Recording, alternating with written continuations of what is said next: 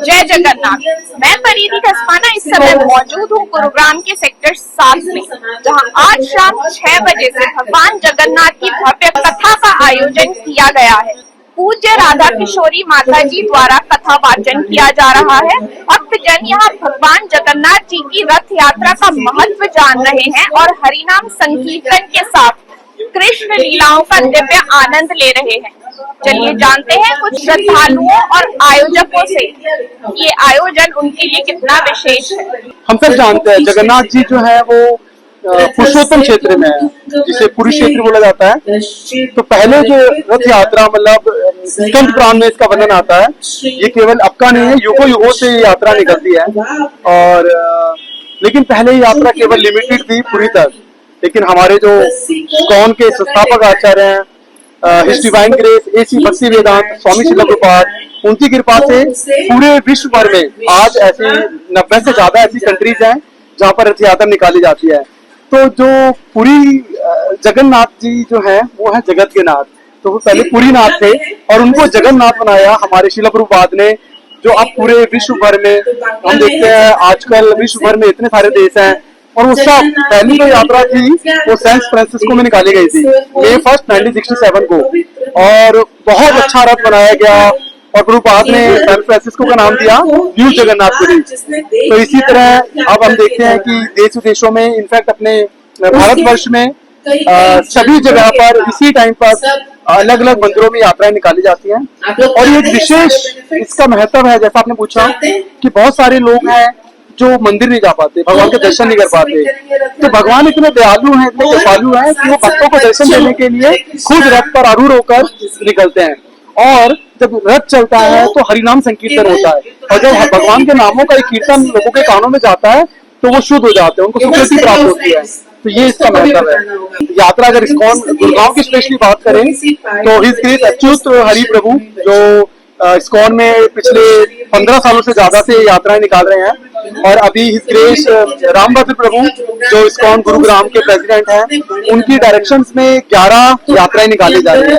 तो ये 26 तारीख से यात्राएं निकलनी स्टार्ट हुई थी और आज इस यात्रा का तीसरा दिन है।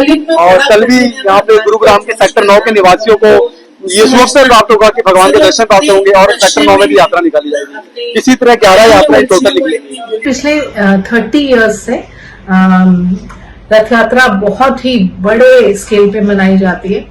पहले जब गुरुग्राम में मंदिर नहीं था तो ये रथ यात्रा गुड़गांव की सड़कों से होती हुई हुडा जिमखाना क्लब में कल्मिनेट होती थी और बहुत ही बड़े ह्यूज स्केल में लाखों लोग आया करते थे। It used to be like a mela and it used to be really beautiful.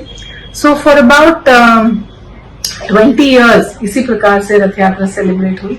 और फिर गुरुग्राम में अभी 2 मंदिर हैं, तो दोनों मंदिरों से रथ यात्राएं निकाली जाती हैं। तो प्रैक्टिकली हर रोज जो ये फेस्टिवल जैसे जगन्नाथपुरी में चल रहा है 12-13 दिन, तो हर रोज एक रथ यात्रा निकाली जा रही है।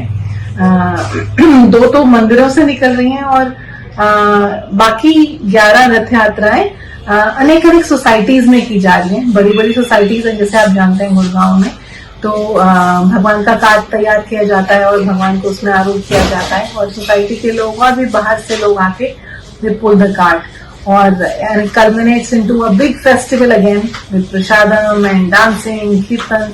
और सब लोग बहुत सारा 56 भोग, 56 तो बहुत कम अमाउंट है, कई बार 256, कई बार 456 ऐसे भोग बनकर आते हैं और भक्त लोग बहुत प्रेम से भगवान को ऑफर करते हैं।